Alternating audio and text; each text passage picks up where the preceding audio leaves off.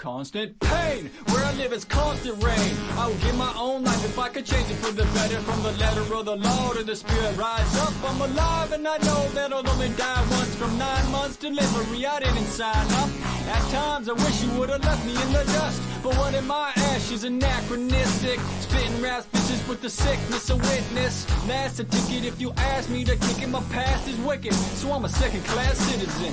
Along with blacks, the fat, the women, the Jew, the Muslim, and yes, Orthodox Christian.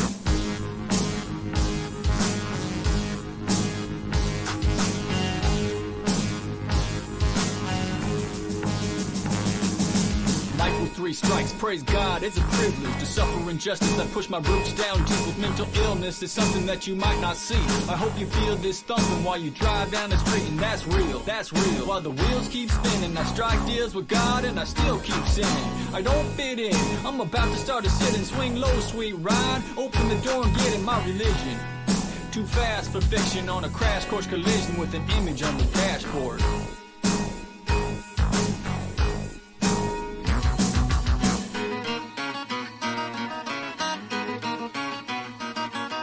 Breathe in. What's the meaning of this? You make as much sense as zeros and ones in sequence. My verse is seamless. Written in cursive English. God has no respect for persons, and the church makes no distinctions. From race to color, age or class, made to last. All others fade to black. Raise your hat if you're crazy like me. Young P hitting tracks on his own CD. Christian rap.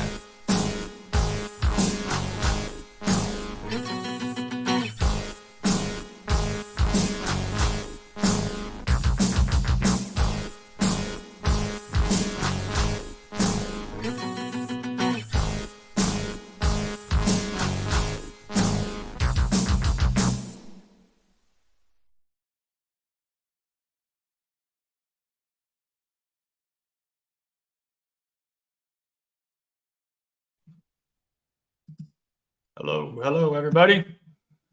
I am Young Penitent. Welcome to my Icon Corner, and I am joined today by Father John Whiteford, priest from the Russian Church outside of Russia. Father John, welcome. Thank you for having me on the show. Yeah. So, for anybody who might not be familiar with you, could you give us a brief introduction? Well, I was raised evangelical Protestant, broadly speaking, and became Orthodox while I was studying to be a minister back in 1990 was when I was made a catechumen and then later baptized. I've been studying it for about a year or so before that, and was made a deacon in 1995 and a priest in 2001, and our parish was blessed to start in 1998. So for a couple of years, we were doing reader services, which is one of the reasons why I have a lot of reader service material on our website. And so the website produces a lot of liturgical stuff. I also edit the St. Innocent liturgical calendar.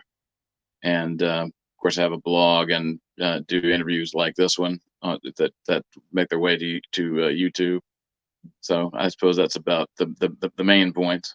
You do quite a few interviews. Do you try, maybe how often do you do them, do you think? Maybe once a week, or do you? It varies, but it's been a lot lately. I think I've been doing at least one a week for more than a month now. Okay. Yeah. Yeah, we enjoy your interviews. You have a good head on your shoulders, I think. You kind of it seems like you have maybe some good understanding, some of things of what's going on in the world these days. I understand that you just came back from the Liturgical Orthodox Fellowship Conference. Right. Would you mind telling us a little bit about how that went and what was that about? Yeah, it went very well. The Ludwell Fellowship was established to promote information and to show people how we can promote orthodoxy in the South and how orthodoxy can be compatible with Southern culture. And so we had several speakers. This is the first conference we've done. I would have thought that if we'd had 50 people come, it would have been a smashing success, but we actually wound up selling out the room. I think we had about 120 people. and we had to start turning people away the last couple of weeks before the conference. So the next time we're going to aim a little higher. Oh, wow. But you know, it was a very good conference, and it's gotten some not entirely fair press so far, but the videos of the talks are going to be made available in the not too distant future, so people will be able to see actually what was said. And I don't understand why anyone would think that trying to promote orthodoxy to any people is a bad idea. I'm all for spreading orthodoxy to everybody. And if you'd had a conference that was talking about how to spread orthodoxy to you know, Hispanic people or Chinese people, I would have been more than happy to spoke at the thing if I had anything to add that I thought was worth listening to, because I'm for reaching people, and there's no people that we ought to not want to reach. And you know, my parish actually is probably one of the most ethnically diverse Orthodox parishes in the United States. So you know, the idea that we're crazy white ringers or that we're promoting some kind of weird racial ideology is just not the case. I'm a minority in my own house. So let's just put it like that. Okay. Well, I guess we do have visible and invisible enemies. Is that not right? Right. What was the theme of your talk? What did you talk about? Well, I went to Moldova in 2022 in August, and I'd been reading Southern agrarian writers for quite some time before that, for several years, and didn't think when I went to Moldova that it was going to be a life-changing experience. But I got to see an agrarian society and see what these people were talking about in real life, not as some sort of a thing that used to be or still exists. I mean, it still exists in the United States in some places, but it's dramatically less than it used to be. Before World War II, most Americans grew up on a farm. Today, it's like less than 2%. And I think that that's not been a good thing for our nation's mental health or for the virtue of our people. And I think that maybe it would be better if we try to get people reconnected with nature and with the earth and to smaller communities, so as you could raise your kids in areas where everybody knows everybody, and you don't have to worry about your kids stepping outside the door without you watching them like a hawk, because that's the way it used to be in this country, and that's the way that it still is in Moldova. And I got to see it up close. So basically, I just talked about what Southern agrarianism was about, and what I observed there, and how we could learn something from what I saw there. And not that we could recreate that society in the United States, but that we could maybe try to at least reclaim some aspects of it. And if all people can do is have a home with a big enough yard to have a garden and raise some chickens or some pigs or something, I think that we'd be a lot better off if we did that. For one thing, you don't have to worry so much about food chain, supply chain shortages if you are able to supply yourself. And Moldova, at least outside, once you get outside the cities, people are normally putting on the table stuff that they grew themselves, at least to a large extent. There might be some ingredients that they got from somebody else, but quite a bit of it they grew themselves, and food tasted a lot better. That there's a lady in my parish that's from this village that we went to, that her and her husband invited me and my wife to go there. So that's how I happened to take this trip. But her father has a vineyard, and he makes his own wine. So when he put the wine on the table, he wasn't getting it from Kroger's. It was his, and it was some of the best wine I've ever had. Really? And the soil there is very rich. But the thing is, the culture is beautiful. And in that village, they have a church that's in the middle of the village, and most people don't own a car. So when it's time for church, you just see people walking down the alleyways to get to the church. And when the services are happening, because you can hear the bells ringing out throughout the whole village, and everybody knows everybody. And it's just a beautiful lifestyle. And it's the kind of lifestyle that most Americans would have been familiar with, minus the orthodoxy aspect of it. But certainly in every other respect, it would have been something that they could have related to, because it would have been unlike the way that they were living. Yeah, I just read on your, I was reading the first part. You wrote a series on your blog about this, about your Right. trip. So I just yesterday read one of those articles. Yeah. If anybody's interested, I linked Father John's blog below in the description. Yeah, it's an established fact that, you know, working outside, working with your hands, doing that kind of labor builds character for people. Right. So, yeah, And the thing is, definitely. in Moldova, you don't see street people, even in their capital city. You don't see beggars, even though it's the poorest country that I've ever been in my life. Hmm. And yet you go to a wealthy country like ours, or to maybe less wealthy, but still wealthier countries. Like I've been to Russia twice. I've been to, the Caribbean, and some other places like that. Everywhere you go, there are beggars, and particularly if I'm obviously in clerical attire, you have more people who are more likely to come up to me and ask for help because they figure I'm going to give them something. Hmm. But in Moldova, I kept having people come up to me that I thought were going to ask for money, and when I got the translation, they were asking for a blessing, and that happened over and over again because I was just so used to that not being what people were asking for when they came up to me. Huh. So where will people be able to find these talks if they want to check them out? Well, southernorthodox.org is the website for the fellowship, and it's going to be posted there. As far as it'll be linked, you'll see the YouTube videos linked there, but there's a YouTube channel for the Ludwell Orthodox Fellowship, so Okay. it'll be there. All right. So if anybody wants to check those out, look out for those because they will be posted. Yeah, I think it's good. It's always a good thing for Orthodox Christians to gather together, especially meeting people you've never met before. It seems like every time I've done such a thing, it seems like there's a revelation. It's almost like a revelation, you know? Right. Like you learn something from somebody. Everybody's got another viewpoint or whatever, something to add, I guess, you know? Right. So today, okay, that's enough of an introduction. We've kind of been skirting the issue, but today we've chosen for our topic building a liturgical library, and Father John has written an article by the same title. And Father John is an expert in liturgics, I understand. Well, I mean, you could say that. There are certainly people who know a lot more about it than I do, but I've learned most of it the hard way by having to do it, and putting together the liturgical calendar, of course, caused me to get into a lot deeper. Okay, so the liturgical calendar, that's St. Innocent's, right? Right. And this is an annual. Right. And the St. Innocent calendar is as best as possible a reproduction of the Jordanville calendar, although it's laid out a little bit differently. But we try to track with what's in the Jordanville calendar.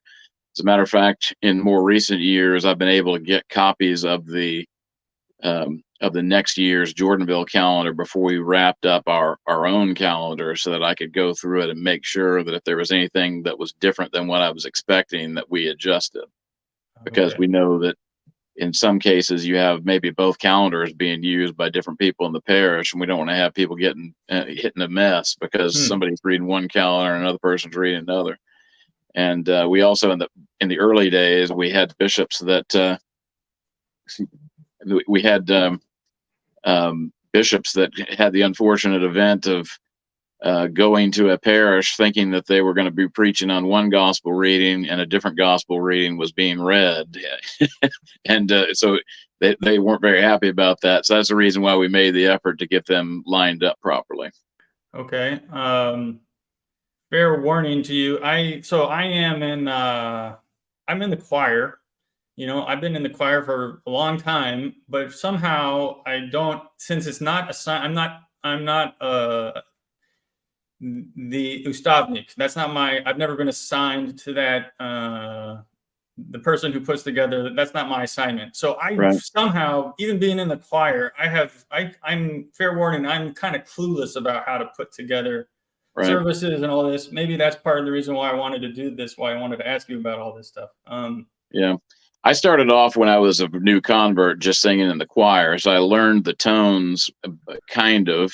Right. And had some idea of how the service flowed. But then what happened was my wife and I moved back to Houston. I was in college in Oklahoma, and then converted and stayed a little bit longer there after I was done with college. But then we wound up moving back to Houston. So when I moved back to Houston, the only ROCOR parish in Texas at the time was the older parish in Houston, St. Vladimir, and they were using mostly Slavonic for the liturgy, but the vigils, if it was not a big feast, were mostly in English, although there was always a mix.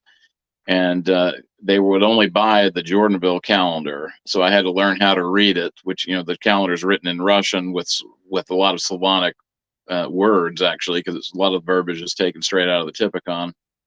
So I can't read a Russian newspaper without the help of Google Translate, but I can read the Typicon at least to some extent.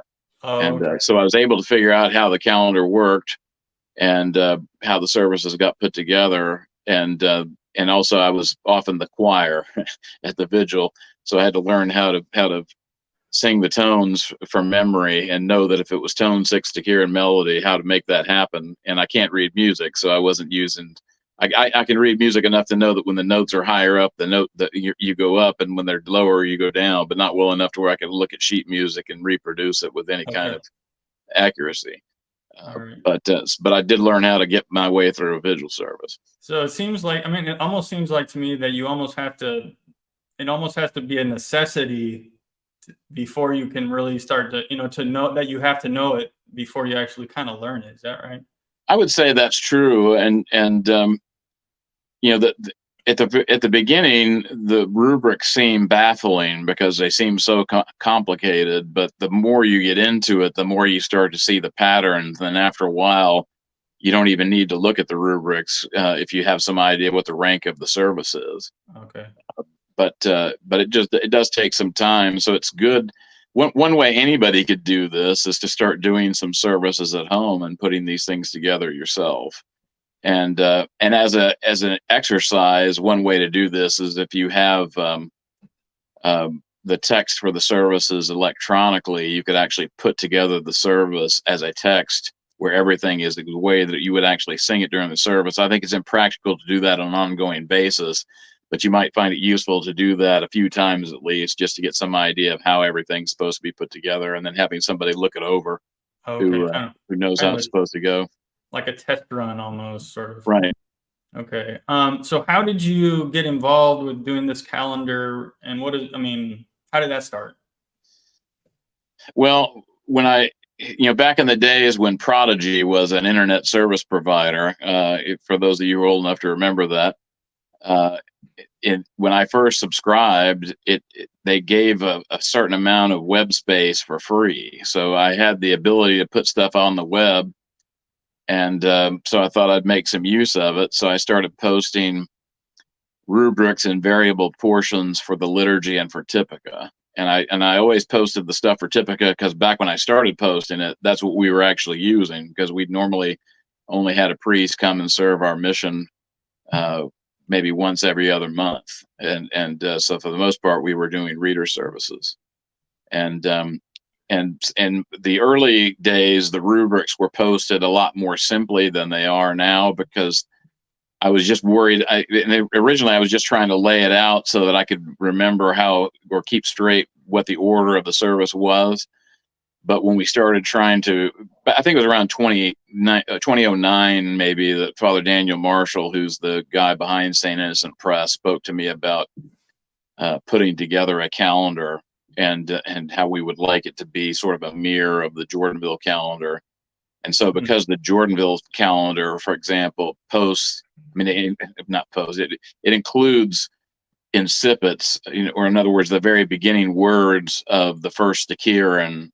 So in other words, if you say there's going to be 4 Kieran from the Octoikos on a Sunday or Saturday evening, it'll give you the first few words of the stuff that's coming from the Octoikos. It doesn't give you everything. It doesn't give you all 4 Stakira, but just the first part of that, so that that when you're looking at that text, you can see it matches what it is that what you're supposed to be doing, so you didn't flip to the wrong page or look at the wrong book.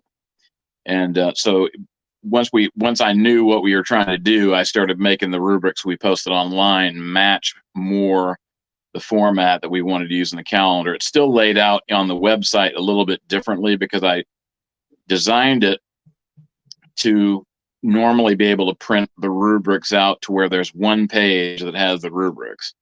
And and I lay it out to where, at least for me, it was easy to find what I wanted when I wanted to find it.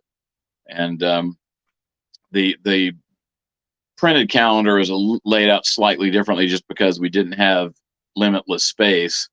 So we had to economize a little bit how much space was being just wasted on a page. But so that's basically the origin story of the calendar. Why did they, if there was a Jordanville calendar, what was the need for the St. Innocent calendar? Because most people can't read Russian, at least not in English-speaking parishes. Okay. Now, the reason why it was around 2009 that we started talking about this was because the earlier English liturgical calendar for people in Roquefort was the St. John of Kronstadt liturgical calendar, and it was very different in terms of its layout from the Jordanville calendar. And in the early days, it was not very user friendly. It basically had a lot of references to this service is exactly like this other service except for this. And then you go to the service they were referring to, and then it would say this service is exactly like that except for this. And so it was not real easy to follow. Later on, they came out with the Order of Divine Services, which is sort of a spiral bound companion to their liturgical calendar. And it's laid out in a much easier way to actually use it. But what happened was that the priest that was behind the St. John of Kronstadt calendar went into schism after we reconciled with the Moscow Patriarchate. Oh, okay. And so the problem became that they were adding saints into their calendar that our bishops had not glorified. And it was published with the blessings of quote unquote Metropolitan Agafangel and all that. And so Father Daniel thought that we shouldn't be sending people to a publisher that's being published with a text that's being published with the blessing of a schismatic bishop. We should have our own calendar. And so that was the reason why we tried to do it. And I think what we came up with is actually a big improvement over the format for the St. John of Kronstadt calendar, at least as far as the services that we reproduce rubrics. Now, by the way, St. John of Kronstadt Press is now under a canonical priest. I can't remember if he's OCA or if he's actually in Roquefort, but he's one of the original priest's sons-in-law who did not go into schism. So don't have qualms about buying stuff from St. John of Kronstadt Press. And they actually still publish. I think they now are again doing, because after Father Gregory died, they actually stopped publishing at all the hard copy version of the calendar, but they were posting a PDF of it online. But I think they have resumed publishing a hard copy. So if you're doing daily services, it has some advantages because it will give you it will tell you exactly what the rubric pattern is for the particular services that occur that day. Whereas in the Jordanville calendar, it tries to give you the full and complete rubrics, but for the services that are most likely going to be done in a parish, and a lot more than most parishes do. Okay. But if you're doing daily services, we have listings of the saints, and it tells you what the rank of their commemoration is, and so you could use the Order of Divine Services to figure out how to put those rubrics together. But the St. John of Kronstadt calendar has a little bit more detail.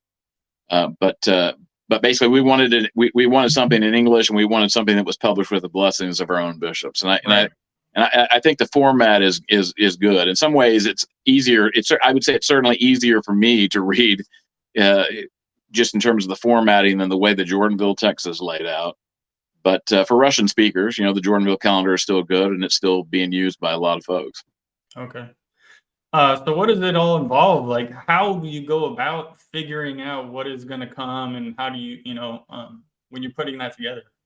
Well, I have a library of old Jordanville calendars, and so and also a guy that I work with. His name is Alexander Andreev. He's a real liturgical expert. He knows the Typicon backwards and forwards. He's actually translating it into English. And he teaches liturgics, I think, both in Jordanville, at least their online program, and the pastoral school for our diocese. So he really knows his stuff. Well, anyway, if you go to his website, Ponamar.net, I believe, he has a liturgical calendar on there it tells you the saints of the day and the scripture readings and the ranks of the fasting and that kind of stuff. But you can go like 100 years from now and you'll find out when a Pascha is going to occur and all that kind of stuff. And you could actually go back 500 years in the past and it will tell you when it occurred. So it's an amazing website. So I really use that to figure out how I'm going to lay out the commemorations. But I'm also looking at past Jordanville calendars for when those services occurred on, in the combination that we're dealing with, and using those to come up with the rubrics that I'm putting in there. Now, occasionally I'll run into a combination that the last time it occurred was like in 1936. Well, I don't have Jordanville calendars going back that far. So in those cases, what I'll do is I'll find out where it's at in the Slavonic Typicon and then try to put it together as best as I can from there. But then I'll run it by Alexander Andreev just to make sure that I'm not messing something up. But as the years go by, I run into that problem less and less. So it's becoming a little easier to actually put it all together than it used to be. Now I'm coming up with a question. I did a stream months ago, maybe a long time, quite a few months ago, about the calendar issue, and I was looking at old calendar versus new calendar, and how we are, how we establish the date of Pascha and all that, and how the question I have is, the date of Pascha is kind of shifting, isn't it, to later in the year or something like that because of the way the planets are spinning or something like that? So like eventually Pascha. Well, the beauty of the old calendar is that it actually repeats like every 400 years. So the old calendar actually doesn't have the problem that you're talking about. Now, if Christ waits to return long enough, like in 20,000 years, we may be celebrating Pascha in the wintertime in the Northern Hemisphere, but it'll be in the spring and in the Southern Hemisphere. So they'll get to do Pascha in the spring eventually. Okay. But the thing is, for us, Pascha is never drifting from where it's supposed to occur in the calendar. It's just that our calendar is falling behind the astronomical observable phenomena that the calendar was originally based upon. It's the people on the new calendar that have the problem of Pascha changing, and eventually you run into problems like already the new calendar has the problem of celebrating the 40 martyrs in many years before Lent begins. And that's not supposed to happen according to the Typicon. The 40 martyrs are always in the service. They're connected with the 40 days of Lent, and it's a Lenten service. And the Feast of St. George is not supposed to ever occur during Lent, and it's a Paschal service, but on the new calendar, it often does. So that's a problem on the new calendar because they use the Julian Paschalian, but they use the Gregorian Menologian, or the fixed calendar. So that they're the ones with the big problem. I thought that the date of Pascha is supposed to be tied to, there's one of the factors in deciding the date of Pascha, isn't it? The moon has to be the first full moon after the first spring equinox. Right. Isn't it the spring equinox? Something like that? So if we're... Well, but the thing is, in the Julian calendar, there is a perpetual calculation for the phases of the moon, and also the equinox is set on a particular day. In the First Ecumenical Council, they already had observed that the equinox was shifting from what it originally was, but rather than change the calendar, what they did was they just changed the date that the equinox was calculated from. That kind of an adjustment has been made to the calendar since. But like I said, for the old calendar, it doesn't cause us any problems other than the fact that eventually, Pascha comes a little later, in terms of the astronomical events. But it doesn't make it harder for us to calculate the day, because it's like this website. Alexander Andreev, in addition to being a liturgical nerd, is a computer nerd. So he figured out exactly how to calculate all this stuff and put it into computer programming to where this calendar, if somebody keeps paying the bill to keep the website up, will keep calculating Pascha for you forever.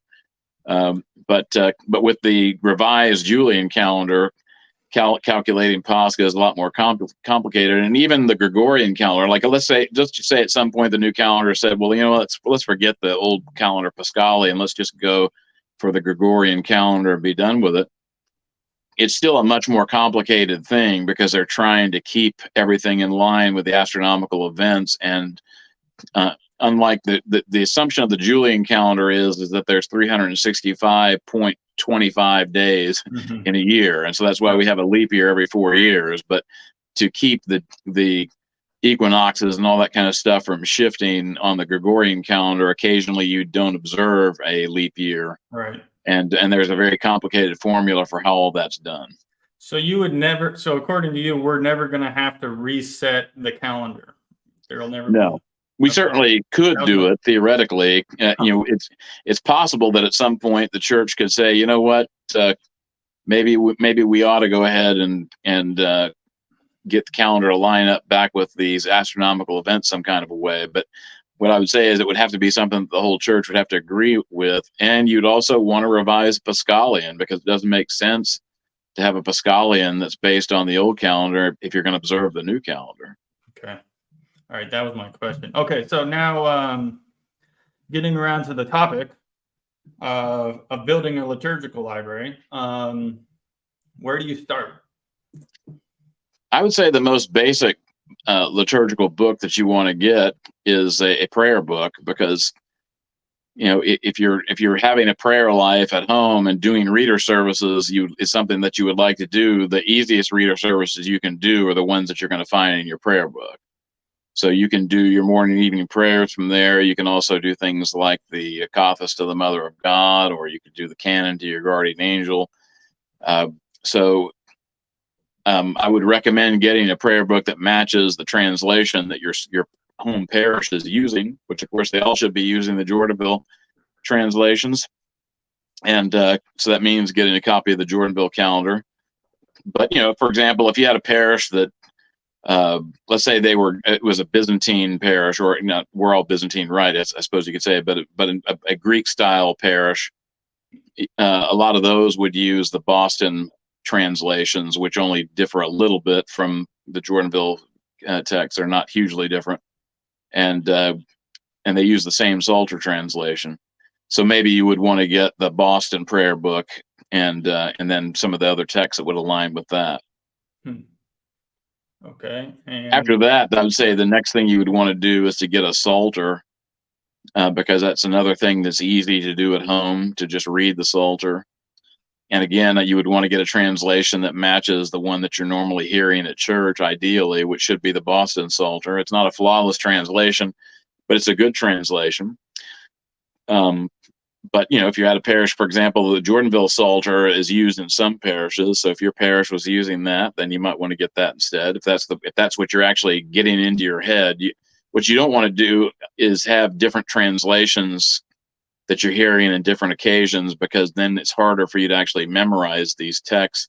And plus, it's kind of like fingernails on a chalkboard when you hear a translation that's different and you're used to one translation. Sure. And after that, if you're interested in doing reader services, the next book to get would be an Orologian. Now, Jordanville publishes a really nice Orologian. Boston, the Holy Transfiguration Monastery, now publishes a 3-volume Orologian, which has some nice features to it. It has all the fixed services like the Jordanville Orologian has, but it also has all the Triparia and Cantacia of the saints of the day, with short lives of the saints. And then it also has the Triparia and Cantacia from the Triodian and the Pentecostarian.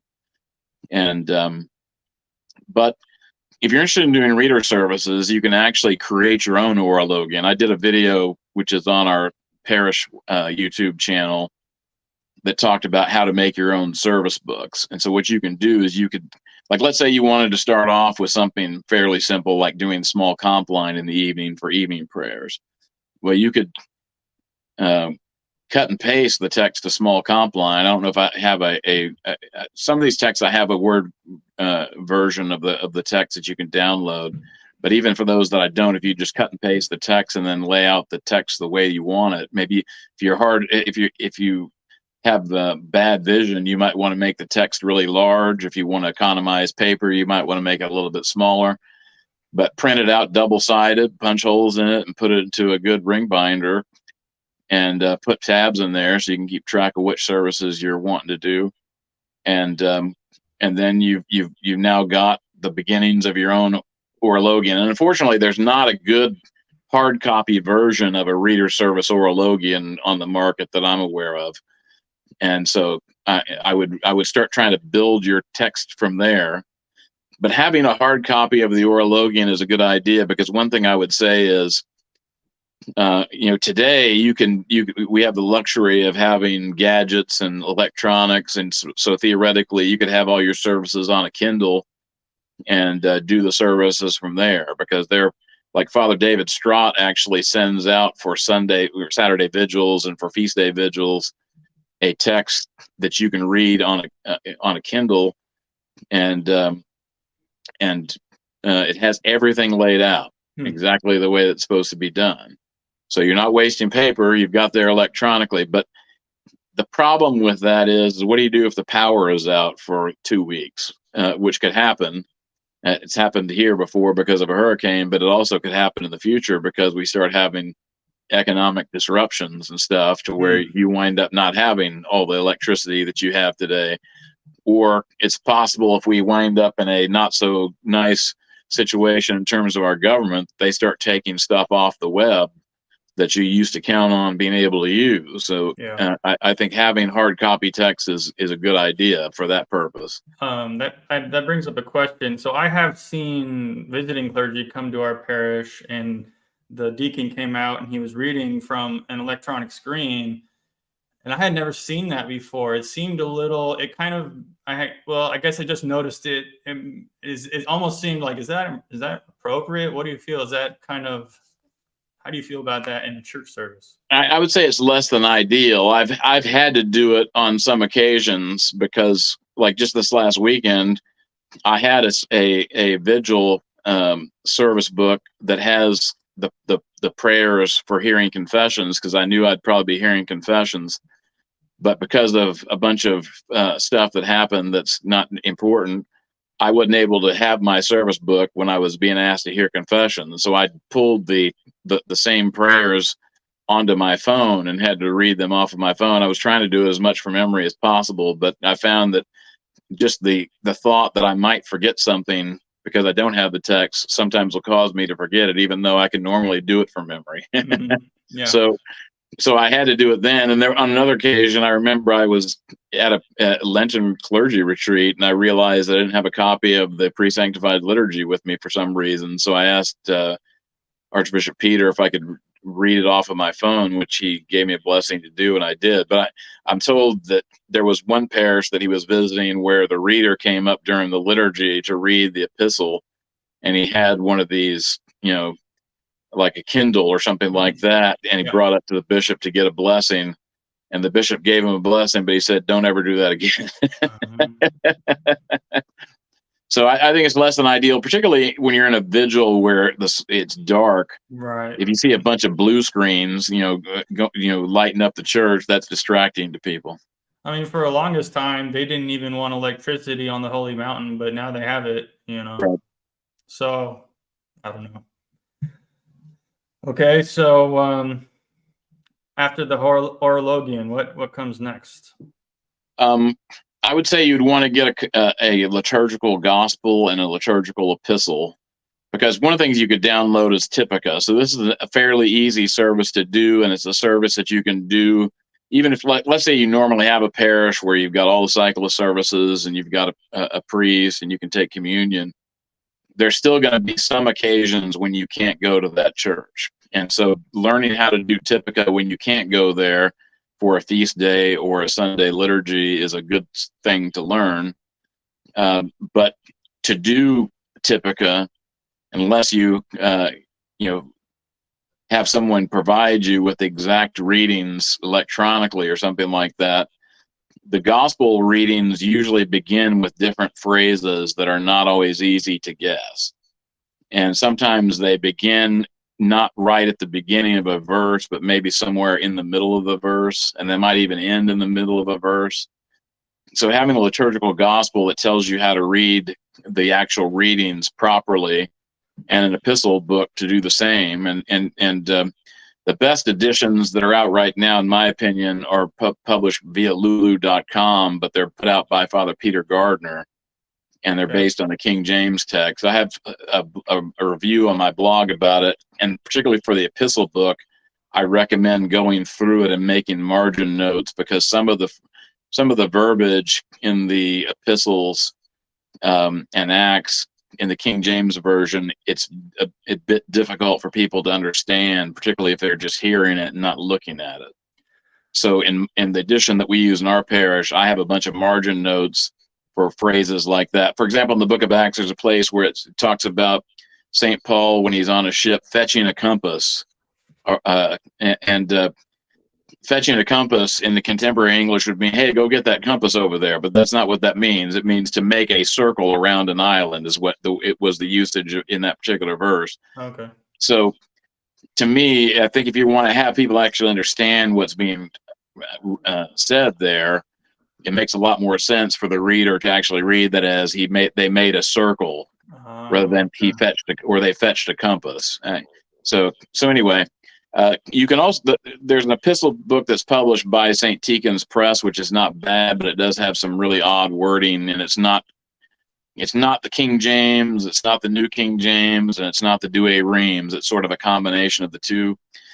And for the most part, it's not bad, but for example, in the place where in the King James it says, remember them that have the rule over you, I believe that the current edition of that epistle book says, remember your preceptors. Well, I don't think that was a helpful change personally. So having those so that you're able to do the readings for Typica is very handy. Because and also they add like a little introductory phrase, right? So when right. You start. And if you have a liturgical gospel, another nice thing is you can have it on a table that you can venerate when you're praying, before and after you're done praying. So it's a nice touch. And I should also point out that the Center for Traditionalist Orthodox Studies publishes a Byzantine-style gospel book and lectionary for the epistle. The problem with it is that they originally published a very nice hardback cover for that gospel book, which I have a copy that we use occasionally at our church, because there's certain advantages to the way the Greeks lay out their reading sometimes. But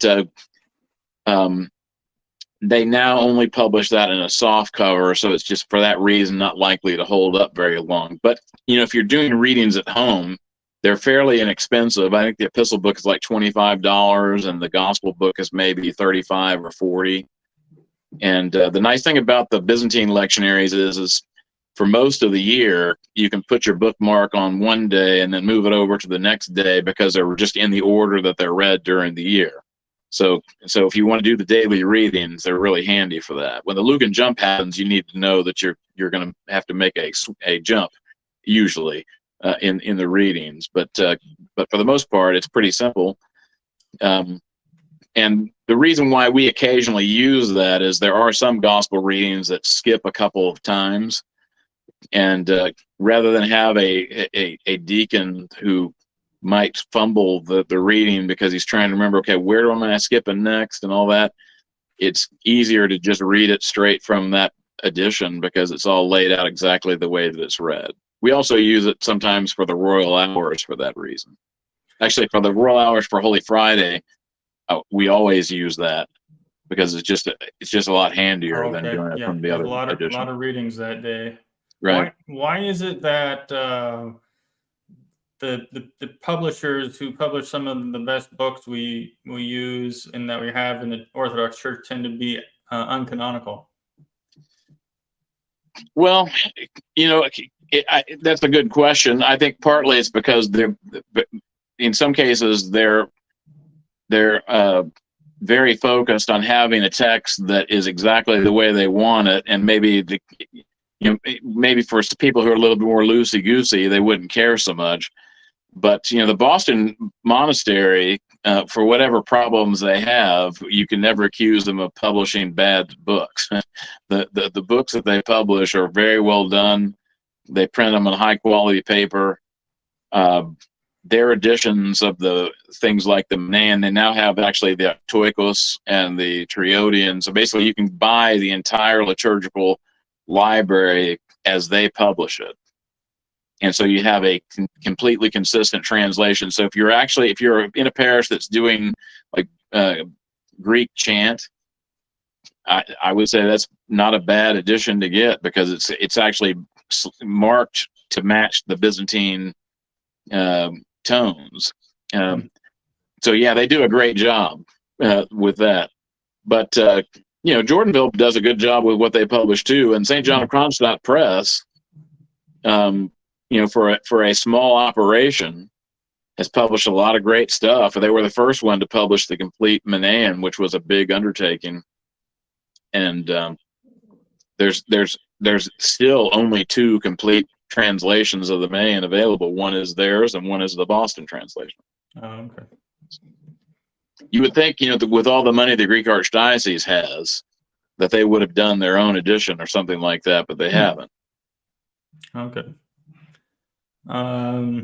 So I don't know how many more books do we have? I mean, is there? Okay, so once you get past what the books that we just talked about, you need to have some understanding of where we're getting our stuff from when we're singing the services. So basically, there are the fixed calendar days, and we have that. Those are all things that are going to be coming from the Manan. So, for example, the Feast of St. Nicholas, for example, always occurs on the same day. So doesn't move because of the date of Pascha or anything like that. So you're going to find that in the December volume of the Manan under December the 6th, because that's the day on the Julian calendar we observe it, although on everybody else's calendar that would be December the 19th. And so if you have the Orologian material and you have the Manan, you could chant that entire service from those books. But when you're celebrating a Sunday service, usually the Octoikos is the most important part of that combination of services, because you're celebrating the resurrection. So you're normally going to be using stuff that's commemorating the resurrection from the tone of the week, combined with stuff from the Manan. But occasionally, during the period of the Triodian, it's usually going to be from the Triodian. And during the period of the Pentecostarian, it's going to be from the Pentecostarian. And occasionally, you're going to add in the Manan and the Triodian and Pentecostarian, because there's some really big commemoration, but it has to be a big one. Like St. George, if it falls on a Sunday, you're going to be doing stuff from the Manan and the Pentecostarian. Okay. And when the 40 Martyrs happens on a Sunday, you're going to be doing stuff from the Triodian and the Manan. But normally, during the Pentecostarian and Triodian, the stuff from the Manan is on Sunday shifted off. So it's not used at all on that day. Sure. Now, if you do weekday services, you're always going to be, well, I should say you're almost always at least going to be using the Manan to provide at least parts of those texts. So let's say you're just a private individual and you can't afford to pay $1,200 to buy the Boston Manan or something comparable to that, to buy it from St. John of Kronstadt Press. What I would suggest you do is maybe if you're like, let's say you were just trying to do Vespers and you were also trying to do Typica. Well, obviously, the most important thing for you to do would be to get a copy of the Octoikos. Because you could actually, if you didn't have the Manan text, you could do the stuff from the Octoikos only, or you could do the Octoikos and then use what's called the general Manan to fill in what the Manan text that you don't have. That's what we used to do back in the days when we didn't have a complete Manan a lot. There's what's known as the Nasser 5-pounder. It's published by the Antiochians, and Father Seraphim Nasser was the guy who put it together. It's what's called a compendium, and in Slavonic, there's a 3-volume, which was originally a 5-volume compendium that was called the Veliki Sabornik, and there's a Greek compendium. The name of it's escaping me at the moment, but it's a very small book with very small print. But with those books, you could at least do something for every Sunday, and it has like the Manean material for the more important days. But I would say, particularly if you were wanting to start a parish, if you wanted to have a complete library, you would just either want to save up to buy a set of Maneans, or else start buying, like one volume at a time, and try to prioritize maybe the more important months. That there's like maybe December would be a good one, since you want to have Christmas and some of the other big feasts during the year, or January because of Theophany, and then work your way from there. Okay. So that's what we did when we didn't have the money to buy the full set. So I just would buy a couple of volumes a year until we were able to get the whole thing. All right. So doing this, do you encourage lay people to learn how to put together service and do them at home? Or do you need a blessing to do that, or can anybody? I think anybody could do it if you're just doing it with your family. If you were inviting other people to come to services, you would want to get a blessing for that. Okay. And I would encourage everybody to do it. Now, I know everybody's not going to do it, but I think that it's good to try. And so you have to learn how to sing the tones, and there's a lot of stuff online that can help you to learn the tones. Plus, if you just sing in your parish choir, you can learn the tones that way. But to learn how to do it at home on your own, it may be the only way you're going to have access to any kind of a liturgical life if we actually have things go very dark in this country. So I would encourage people to plan for the worst and hope for the best. So what you're saying, referencing there, is maybe we can't have public services. Right. And we actually, in a lot of states, we experienced that back when we had the lockdowns, where people couldn't go to church. You could watch it on TV, but watch it on TV or your internet wasn't quite the same. So yeah, I would definitely encourage people to prepare for that. And the thing is, for people who live along the Gulf Coast, we know what happens when a hurricane comes through. And so, like I mentioned, you could be without power for 2 weeks. You might not be able to go to the grocery store for a while. So your water supply could be contaminated. So the thing is, you really have to prepare for a hurricane before the hurricane is coming, because once the hurricane is actually, on its way, you go to the grocery stores, the shelves are bare because people have already cleaned it out, and it's too late to get the tree trimmers out there because you got an old pine tree that's about ready to fall on your house. It's just going to happen if you haven't prepared for it. Well, if we experience a persecution, which we may or may not, but I have a feeling we're probably going to, you want to be ready before it comes, because when it comes, it's going to be too late to prepare. And besides that, even let's say that nothing ever happens like that, well, then you just learn how to be a pious Orthodox Christian, and you get to die in your bed and go to heaven. So you're not going to lose anything by preparing. And our family, we prepared for Y2K, not fanatically like some people I know did. But I was enough concerned about it to where I thought, well, if there's some disruptions, I don't want to be caught flat-footed and, not be able to, take care of my family. So we bought some stuff, like we bought a propane cooker. We put a bunch of rice into buckets that we could preserve for 25 years if we needed to. And we bought a few other things, like we bought a little washer where we could wash clothes without electricity. And never knew whether we would ever need it for any other purpose. And Y2K turned out to be nothing. But when Hurricane Ike came through and we didn't have electricity for 2 weeks, my family was one of the few families probably in the neighborhood that was able to eat hot food and wash our clothes. And we were giving food to the neighbors because we couldn't keep it cool once we cooked it. But so it was nice. I was able to have hot coffee, in the morning every day. So it's nice to be prepared, particularly when things go south, and it's bad to not be prepared. Yeah, Father John Peck has a channel, Ecclesioclasm, on Rumble, and he talks about preparedness a lot on that channel. Right. And he encourages his parishioners to be ready. Right.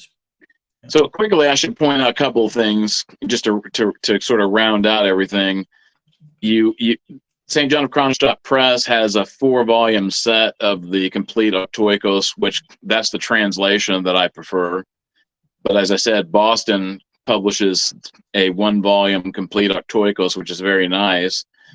The Triodian, published by St. Tikhon Seminary, but it was done by Metropolitan Kallistos Ware and Mother Mary, is what we use, and it's sort of the standard version of the Triodian. There's also sort of a supplementary text that they published because the original edition didn't have everything.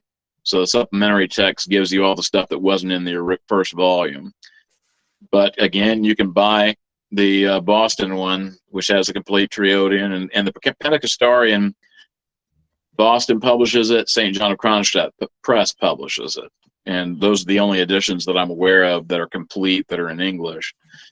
And then you also would want to have some kind of like I would say you would want to get a copy of the Order of Divine Services, and so you can see how you're supposed to put these things together. It wouldn't hurt to get the St. Innocent liturgical calendar.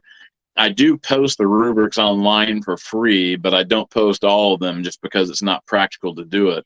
But for Sundays and feast days, you're going to find the rubrics on the website, so you can just print it off of that if you want to.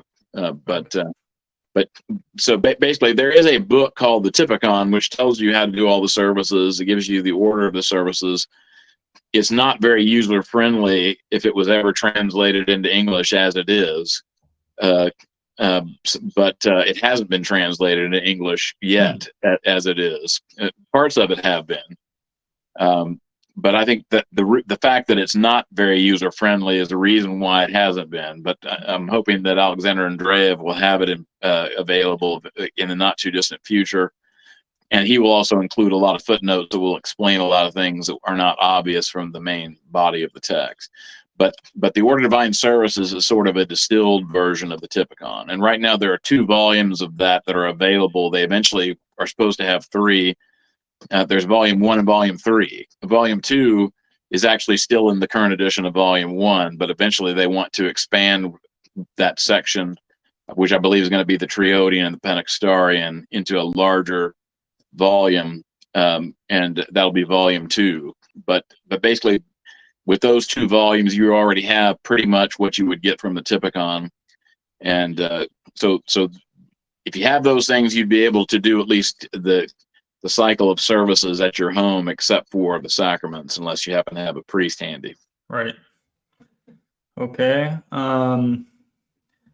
Would you like to review? Okay, first of all, I'd like to remind people to hit like, share this content, subscribe to the channel, hit the bell notification so that you'll be notified when I go live, and that will tell you when I upload new videos. I've also been doing shorts once or twice a week, so you will be able to catch those shorts. You won't be missing those.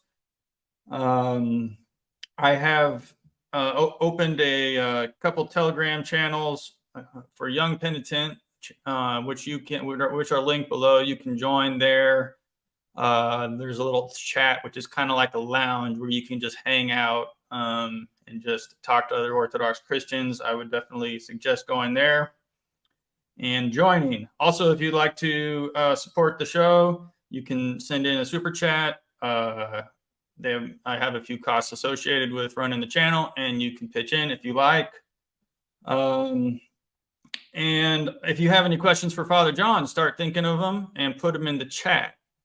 Father John, would you like to go over the resources on your parish website at all? Would that be helpful for people? Sure. If you go to our main page, which is saint-jonah.org, the easiest way to get to the liturgical stuff is if you go to the bottom of the page, you'll see a big icon that says Orthodox Liturgical Texts and Resources. That's in the bottom right-hand corner. So if you click on that, that takes you to that page.